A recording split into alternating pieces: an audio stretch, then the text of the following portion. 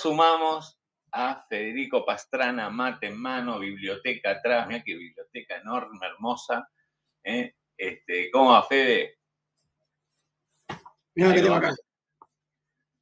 Desarrollo Económico, revista de Ciencias Sociales. Una colección de desarrollo económico hermosa. Ah, mirá vos. Heredé de mi viejo, revista espectacular, que la verdad que cada vez que agarrás uno de los fascículos te lo comés. Ah, mirá vos, ¿y para qué? ¿Y qué son? ¿Son revistas, libros, digamos, de qué época? Esta es 1991, justo, ¿no?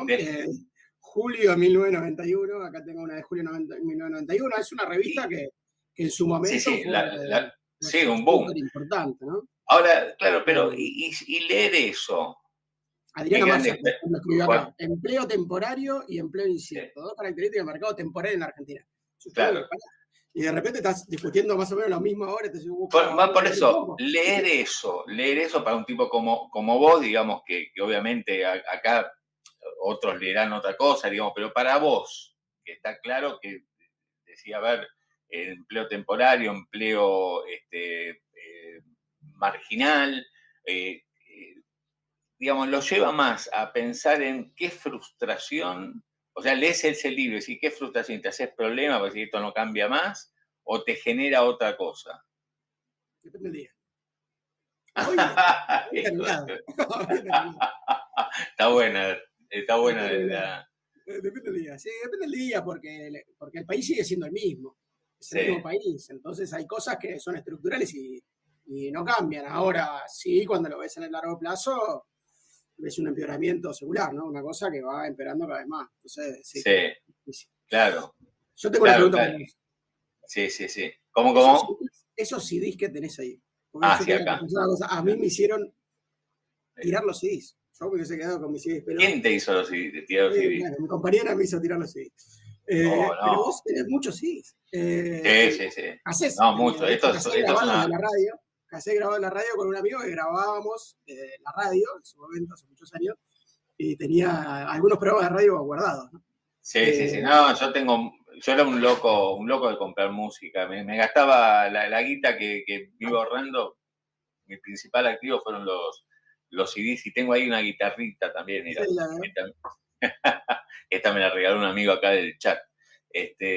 Así que bueno, acá muchos opinan ya están todos con la lluvia y no también. Escuchame una cosa, no, porque yo arreglé con Federico, le cuento a la gente, digo, cuando salgan los últimos datos del mercado laboral, quiero charlar con vos hasta las 10:55, no podemos llegar a estirar hasta las 10:56, sobre qué está pasando en el mercado del trabajo, la economía real. Acá hablamos con empresarios todos los días, la economía real, obviamente lo financiero se impone. Estamos todo el tiempo pendientes hoy de la apertura de los mercados, si el Banco Central va a tener que vender reservas o no, si será un viernes negro como la lluvia y el cielo o no. Pero claro, hay datos de la economía real. Mientras tanto, le mostremos acá, Central Puerto está con 0,8 en la apertura, el Banco Francés 0,7 positivos, ¿no? En la apertura, pero vos te quiero enganchar, no sé, tengo que mostrar esto, lo primero... Venimos por acá. ¿Qué está marcando? Uno de los primeros que te mandé, en donde hay una línea para arriba y una línea para abajo. Me parece que ese es el que estructura un poco la conversación. Otro. A ver. Uno azul y... No. Ese.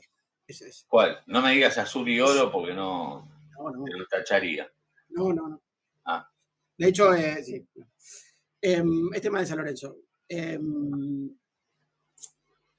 Es importante, porque así que ayer el INDEC dio a conocer últimos datos del mercado laboral y queremos saber, en esta crisis, obviamente estos son datos previos a este despelote cambiario, pero a ver dónde está el empleo, qué está pasando en el mundo del trabajo, según el INDEC, y como vos sos un especialista en todo el tema laboral, dije, bueno, fenómeno, el viernes lo cerramos con vos para ver dónde estamos parados en esto, a ver, dónde estamos parados.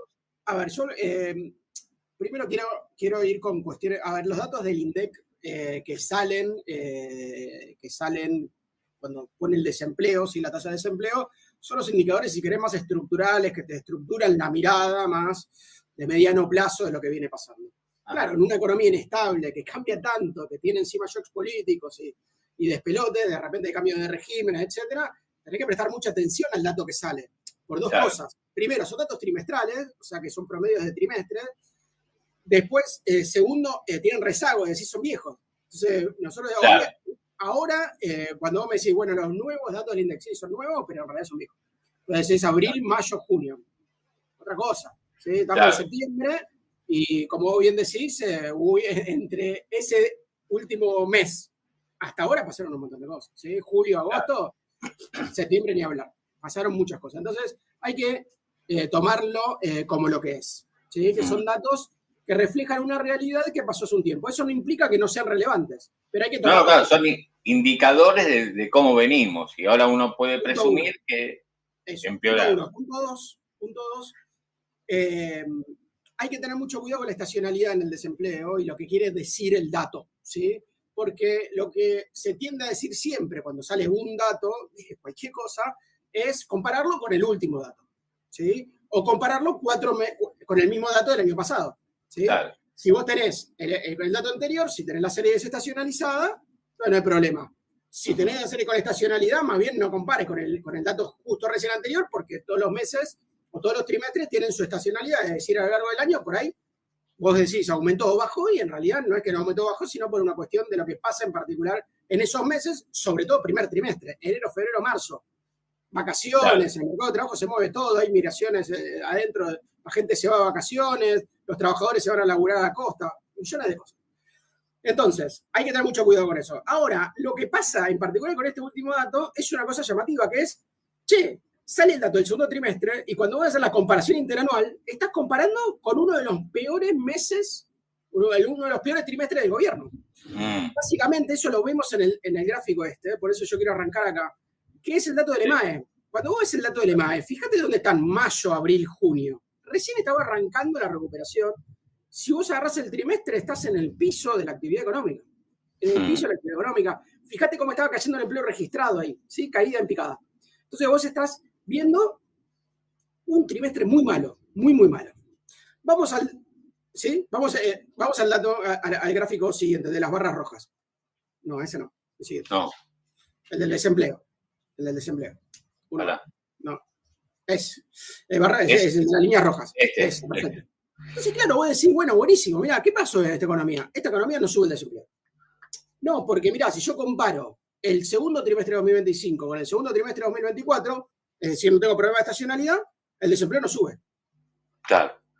Sí, pero Claudio, yo veo los indicadores de actividad y me dan que aumenta 6% la actividad económica cuando comparo ese interanual, que es el dato del PIB que salió esta semana. Claro, sí, tal cual. 6% aumenta la actividad económica y el desempleo no sube. ¿Cómo va a subir si la economía se expande 6%? Claro. ¿Cómo va a subir?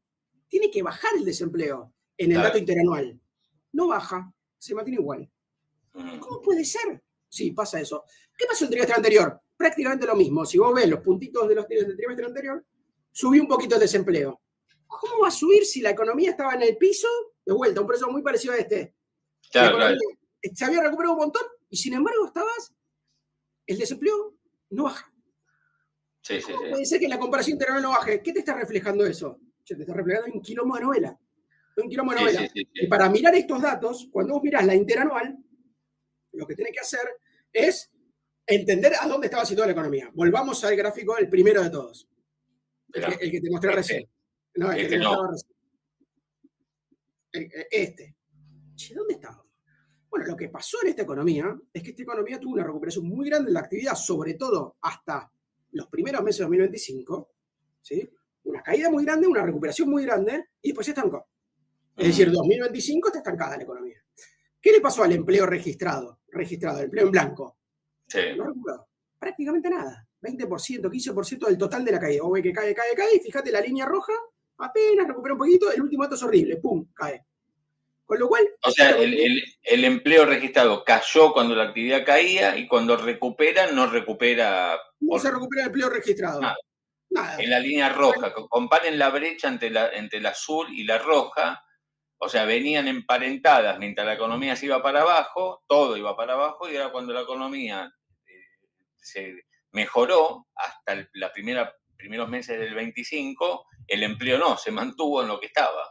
Es tremendo. Para mí este gráfico es ¿No querés entender el mercado de trabajo, qué está pasando en el mercado de trabajo en los últimos 2 años? Listo, con este gráfico entendés todo. Si no, esta economía está en un proceso que no pasa casi nunca. ¿Qué es? Bueno, es un proceso de cambio estructural. Eso, a ver, ¿pero por qué? Porque los laburantes... Entonces, ¿qué está pasando en esta economía? No, lo que pasa es que esta economía creció, se pudo recuperar. Sí, agarro los datos interanuales. De vuelta, estamos hablando de datos viejos. Agarro los datos interanuales del primer trimestre, del segundo trimestre de este año y los comparo con el año pasado. La economía se recuperó muchísimo en actividad, no pasa nada en el empleo en blanco. Mostrame, vamos a otro. Entonces, ¿qué está pasando? ¿Cómo puede ser que la economía crezca sin empleo en blanco? Bueno, mira, cuando agarras la tasa interanual por categoría ocupacional, es decir, qué tipos de empleos se crean y cuáles se destruyen, vos ahí ves una realidad que es, desde la pH, más terrible que la que te estaba mostrando recién. Lo que está haciendo esta economía es destruyendo empleo en blanco, ¿sí? Cae 2 puntos porcentuales, 2,8 puntos porcentuales, y lo que está pasando es que se crea empleo en negro, asalariados no registrados y cuentapropistas. Este mismo gráfico lo haces para el primer trimestre y tenés las líneas azules son diferentes en términos de que el cuentapropismo crece más que el empleo en negro. Pero básicamente lo que está pasando en términos estructurales en el 2025 es que esta economía se había recuperado mucho en términos de actividad, se estancó, y lo que le pasa es que está cambiando la composición del empleo y hay más precariedad laboral. Así nomás, muy claramente. ¿Qué significa esto? Que se crean más empleos inestables, es decir, empleos de cuenta propia, y empleo en negro, es decir, que la economía no crea empleo registrado, sino que hay un aumento del empleo asalariado no registrado en relación al empleo registrado. Es decir, ahora, parate ahí, porque hay varias preguntas. Uno, porque yo la primera pregunta que te tendría para hacer es si finalmente la conclusión es, ¿hay laburo o no hay laburo? Está claro que es más precario, pero ¿hay laburo o no hay laburo en esta economía? Y acá, espera, déjame unirte a lo que dice Steno, dice, bajó el informal, eso es bueno, también bajó el formal, que es lo que decís vos. Y Padre Carajo dice, preguntale cómo hicieron para sacar a 12 millones de personas de la pobreza si no se creó empleo, ojo, en blanco. Por eso yo le pregunto cómo está el laburo, si hay laburo o no hay laburo. Por eso te quería unir esto. Me encanta, pero tenemos media hora. Sí. Vamos de a poco. Sí. Yo te digo, mirá, lo primero es, no es verdad que no justa por desempleo. Si la economía crece 6% y la tasa de desempleo está igual, significa que cuando los datos se actualicen, lo que les va a pasar y muestra una economía estancada, el desempleo va a haber crecido. De hecho, eso lo ves cuando miras los datos de más largo plazo. Poné un gráfico que te mandé de la tasa de desempleo larga. Ven, ¿Cuál? No, una antes. Ahí. Mira este gráfico. Esto es, bueno, quedaron medio mal. Desde 2003, la tasa de desempleo estaba en 20 puntos, ¿sí? 2002. Desde el 2003, o sea... 2002. La crisis de 2001. Claro, nos estamos yendo 2 décadas para atrás. Eso, míralo. ¿Qué pasa en esta economía? Bueno, mira, lo que le pasa a esta economía es que había bajado un montón la tasa de desempleo, ¿sí? Hubo un crecimiento grande, hasta 2011 bajó un montón. De hecho, siguió bajando, 2015 bajó más todavía. Y después empezó a subir, ¿sí? No tenés un salto metodológico, ¿sí? También de salto metodológico, ponele que cuando la economía se expandía en 2007, obviamente bajó un poco el desempleo, 2018-2019 creció, pandemia, pico. Después, por pandemia, bajó el desempleo. Y en los últimos datos, si vos mirás ahí, de 2023 en adelante, cuarto trimestre en adelante, eso está subiendo. Esa línea está subiendo. Ahora, ¿sube exponencialmente? ¿Estamos arriba? No está pasando que sube exponencialmente. Pero lo que sí está pasando es que vos tenés un desempleo que crece tendencialmente con una economía que se recuperó en niveles de actividad. Entonces, ¿qué es eso? Eso es que hay menos empleo, básicamente. Porque si la tasa de desempleo crece con el mismo nivel de actividad, significa que hay menos empleo. Con lo cual, hay algo que sí está ajustando en cantidad de empleo. Es decir, hay menos laburo. Lo segundo es que el laburo que hay es peor. Es decir, no es que todos los empleados en blanco que son echados, que cae la cantidad de empleo en blanco, claramente, como lo vimos en la línea esa, cae la cantidad de asalariados registrados, no todos se van al desempleo. Hay algunos que se van ¿a qué? A manejar Uber, a Rappi o a cualquier aplicación o a vender por Mercado Libre o por donde sea, o vendedores ambulantes típicamente, y hay algunos que consiguen un laburo en un kiosco, en un comercio o donde sea, están asalariados en negro. ¿Sí? Claro. Están en un establecimiento, pero trabajan en negro. Acá Mr. X dice, ¿los pibes del Rappi son considerados cuentapropistas o cómo? En general sí, depende cómo respondan la encuesta. En general sí, depende cómo respondan. Sí, entonces, si vos tenés una economía que ajustó su cantidad de trabajadores en blanco y que parte se fue al desempleo y parte se fue a cuenta propia y parte se fue en negro, lo que le está pasando a esa economía es que tiene una crisis de ingresos. Y eso es lo que hay que terminar de entender de una vez por todas. Ese es el quilombo que hay. De fondo, esta economía tiene una crisis de ingresos galopante, muy grande. Vamos a un gráfico también de largo plazo, para que terminemos de entender eso. ¿Cuál querés? El gráfico de salario real de largo plazo, que tiene varios colorcitos. Pará, que vamos. Espera. Este no. No. Salario real, espera. Más. Espera. Este. Bueno, ese ni hablar. La economía, este es el salario de los asalariados registrados. Son los que están, es el salario de los trabajadores en blanco. Mirá dónde está. Mirá lo que fue el ajuste de 2024, esa línea que cae así, brutal, es un ajuste histórico sobre una base mala. Después tenés una recuperación histórica porque efectivamente los salarios en blanco fueron en B corta, y después tenés una nueva caída. Entonces, fíjate la volatilidad de esta cosa, ¿sí? O sea, ¿cómo puede ser que esta economía bajó la inflación, Claudio? Esta es una pregunta de esta. Eso te iba a preguntar. ¿Cómo puede ser que la economía baje la inflación al 2% y tenga la misma volatilidad de una economía que tenía 12% de inflación mensual? No puede pasar eso, pasa. Está pasando. ¿Y por qué pasa? ¿Cómo puede ser que pase eso? ¿Cómo puede ser? Bueno. Acá, mira, mientras te chupas un mate, acá Roberto Galeno dice, habrá que hacer una reforma laboral para que los informales, es una pregunta en realidad, ¿no? Para que los informales pasen al empleo formal o seguimos igual hasta que nadie labure formal. Interesante la pregunta, porque viste, cuando hablas con empresarios es la pregunta con la que quería cerrar. Déjame seguir el argumento. No, dale. Lo que digo es que si vos tenés una economía que los que mejor están, les pasa esto que te estoy mostrando, ¿sí? Les pasa esto, o sea, que tuvieron una recuperación pero vuelve a caer y por lo tanto y tiene una caída histórica, este es un informe que hicimos en la consultora 3 días antes de las elecciones porque estábamos viendo el escenario de ingresos preelectoral y nos encontramos con que estaban ajustando los ingresos justo antes y decíamos, mirá, en términos de ingresos, el gobierno está llegando a las elecciones en un escenario atípico, no pasa nada. A pesar de que la inflación está en el 2%. Los ingresos están pésimos. Fíjate lo que es la elección de 2013, ahí tenés la línea celeste. Fíjate la elección del 2017, donde tenés un vaivén, pero los ingresos no caen, o sea, caen y se recuperan. Claro. Fíjate la recuperación en la pospandemia, que fue mala, pero los ingresos crecían. Esta es la primera vez en donde los salarios reales caen 4 puntos antes de las elecciones. ¿Qué es esto? ¿Qué es esto? Claro. ¿Qué está pasando? Entonces hay que terminar de entender eso, de por qué es que el descontento, el consumo está tan mal. Lógico, ¿cómo no va a estar mal? Pon el gráfico siguiente. Fíjate lo que es el salario público. O sea, ¿cómo no va a estar tan mal? Fíjate la performance del salario público. Sí. Mirá lo que es ese gráfico. O sea, vos ponés el gráfico a largo plazo del salario público y así no tengo nada que hablar. ¿Qué querés que haga si 3 millones de tipos les está pasando esto? O sea, esos tipos, es difícil que digan, no, bueno, está bien, me cae el salario 12 puntos y estoy en un nivel históricamente pésimo. Es difícil. Claro. Adelante, jubilados. Jubilado de la mínima, el 40% del total de jubilados, 2 millones de personas. Che, mirá lo que les pasa a estos tipos. Se consolida una caída de 40 puntos. O sea, es difícil esto. En ningún escenario de preelectoral de las elecciones pasadas pasó eso. Ni aún cuando la fórmula jubilatoria estaba pésimamente ajustada a la inflación, cuando tenías alta inflación en 2021. Ahí no había tanta inflación. Fíjate la caída que hay. Pero el escenario preelectoral no caía tanto. De hecho, si vos ves 2023, ahí sí.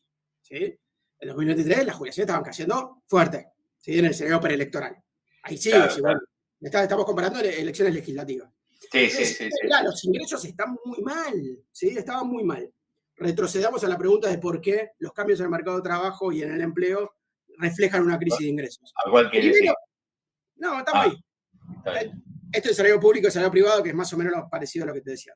Sí. Lo que yo digo es, che, mirá, vos tenés un ajuste del mercado de trabajo en donde cae el empleo en blanco, se produce un poco de empleo en negro, un poco de cuenta propia y una parte se va al desempleo. Ese es el proceso, ¿sí? Una parte y una parte.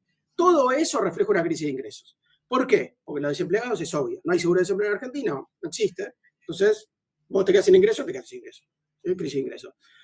Después, los cuenta propia y los asalariados en negro, en promedio cobran entre el 40 y el 60% de lo que cobra un puesto registrado. Con lo cual tenés una caída clara y grande del empleo de lo que cobra un trabajador que va de un puesto en blanco a un puesto en negro o cuenta propia. Claro. Pero después lo otro es que vos tenés un proceso en donde no solo la precarización te tira para abajo, sino que cuando vos ves los ingresos en general, todos están cayendo. Y en términos históricos estás en un nivel bajo. O sea, tenés un nivel bajo y cayó. Entonces lo que yo digo es que vos tenés cambios en el empleo que hacen cambiar los ingresos. ¿Qué otra cosa más me hace pensar eso? Además de que aumenta el desempleo y aumenta la precarización. Vamos al gráfico de barras, ahora sí, el gráfico de barras rojas. Hay un aumento del ¿Verdad que lo tengo? No. No, el desempleo. Subempleo. Es subempleo. La gente trabaja menos horas. ¿Sí? La gente trabaja menos horas. O sea, fíjate, acá hay mucha estacionalidad, ¿no? Entonces, comparar la barra de 2T, ¿no? Segundo trimestre de 2024 con segundo trimestre de 2025, caíste un poquito, estás prácticamente igual. ¿Sí? 0,2 puntos. O sea, tenés un subempleo grande, alto.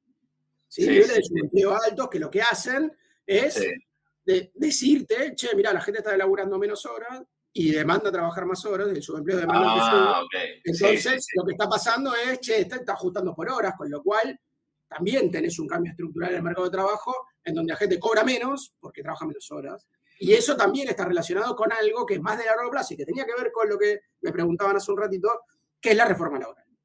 Pero un poquito, antes de ir esta tasa de subempleo, que yo la veo que estaba hace un año y pico en el 10 y subió al 12 prácticamente, no sé cuánto estaba antes, digamos, viste que vos decís, bueno, la gente está laburando menos.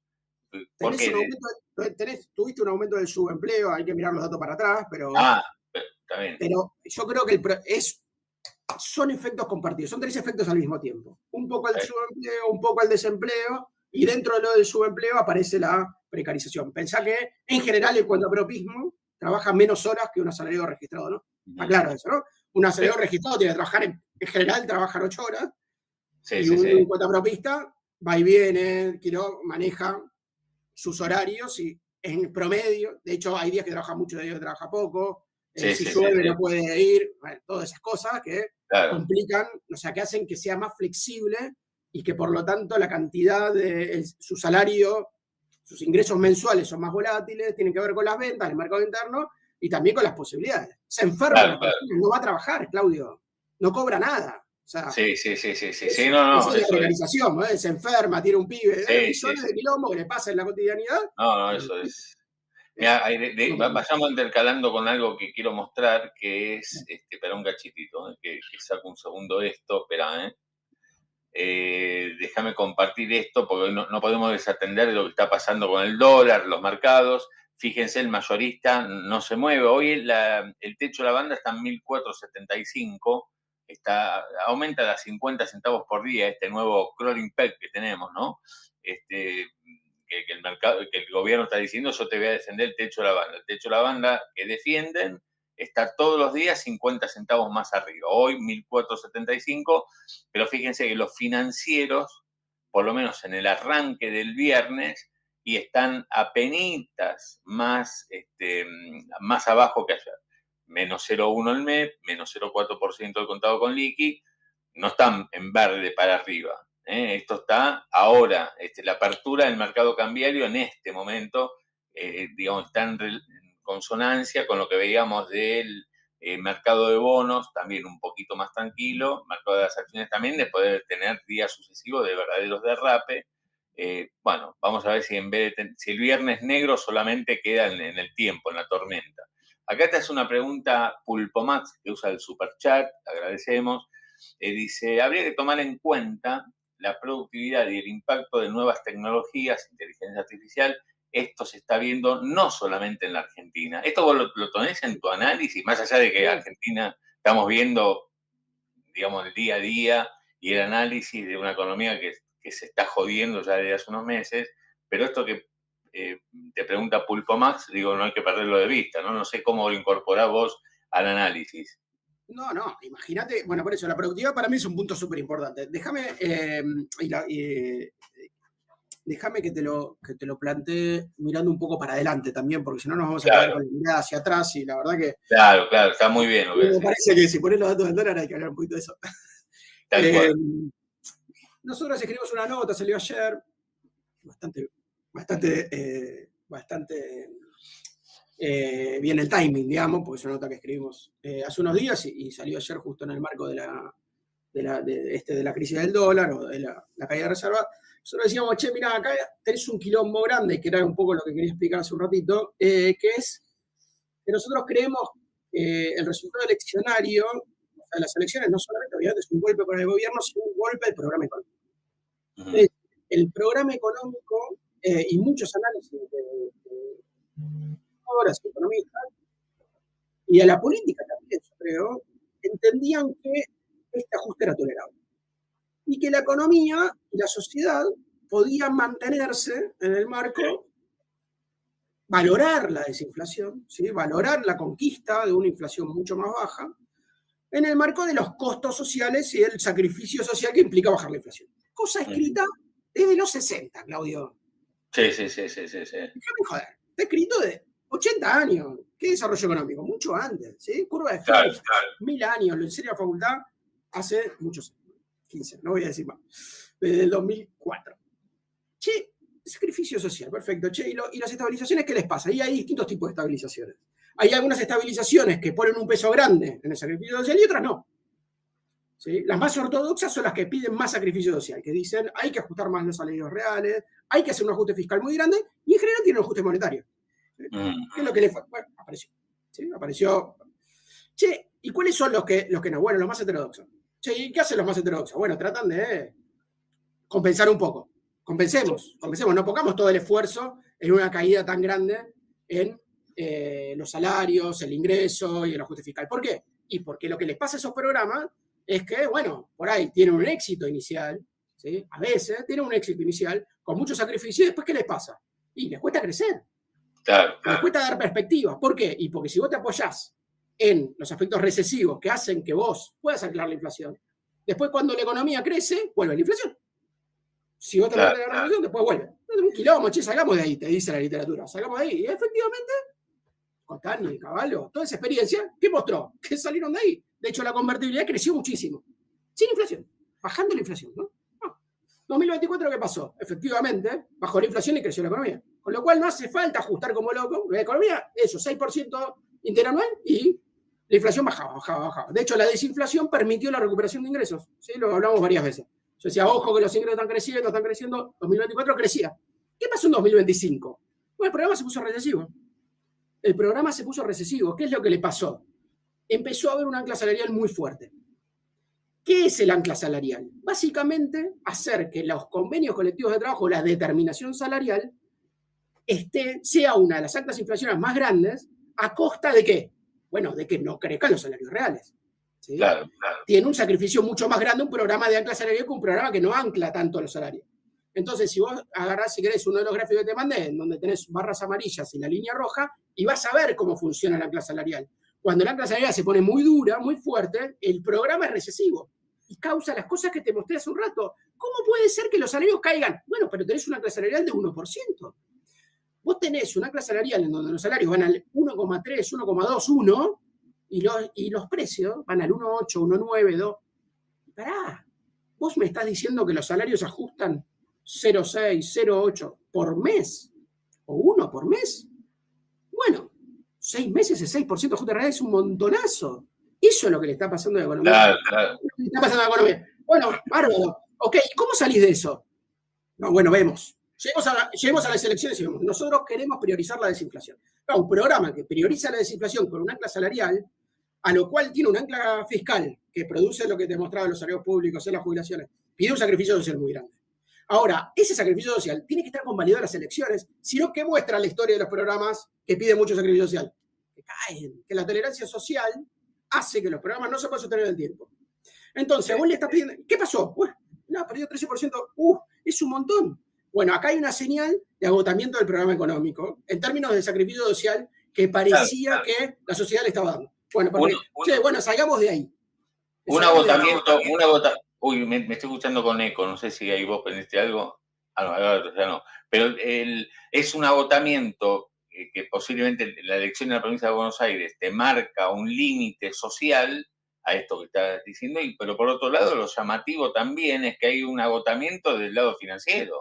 No puede ser, ¿cómo me vas a dar los dos agotamientos todo el tiempo si las dos anclas más fuertes de la inflación fue el ancla cambiaria, que empezó a entrar en crisis claramente en marzo, y el ancla salarial, que ahora aparece como, claro. ¿Van a seguir con esto? Bueno, sí, seguimos. Bueno, yo quiero ver los convenios. Hubo un solo convenio que apareció para las elecciones, que fue Camioneros.